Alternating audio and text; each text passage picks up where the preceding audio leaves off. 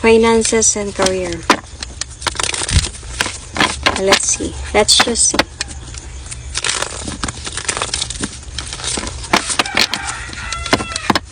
Finances and career might be anong paparating sa inyo this month of September sa finances and career.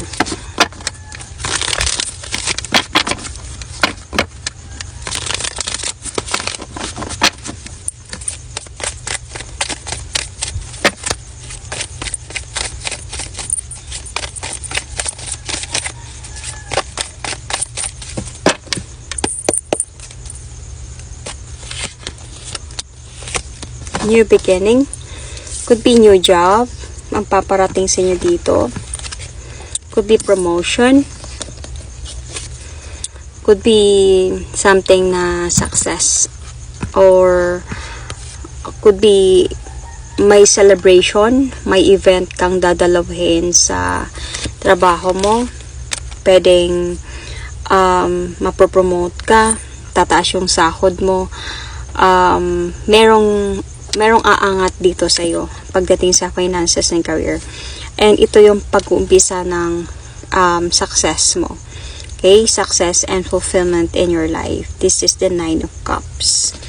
So, siguro sa ngayon medyo naiipit ka. Siguro pagdating siguro sa trabaho mo, could be naiipit ka dahil sa masyadong may nagmamasid sa'yo or inaobserbahan ka ba sa trabaho mo, mga galaw mo or something. Medyo naiipit ka.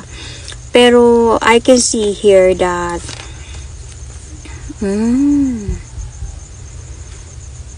meron ako nakikitang another opportunity na paparating sa'yo. I think itong opportunity na to ang magdadala sa'yo towards that success. Kasi medyo hindi mo nagugustuhan kung nasaan ka ngayon. Parang, kumbaga, it's either nakawan ka dito or pinagbintangan kang nagnakaw or pinagbintangan kang something. Medyo malungkot ka dito. Pero merong darating na opportunity. And I think na magandang opportunity yun. Makapag-focus ka and nandun yung success mo.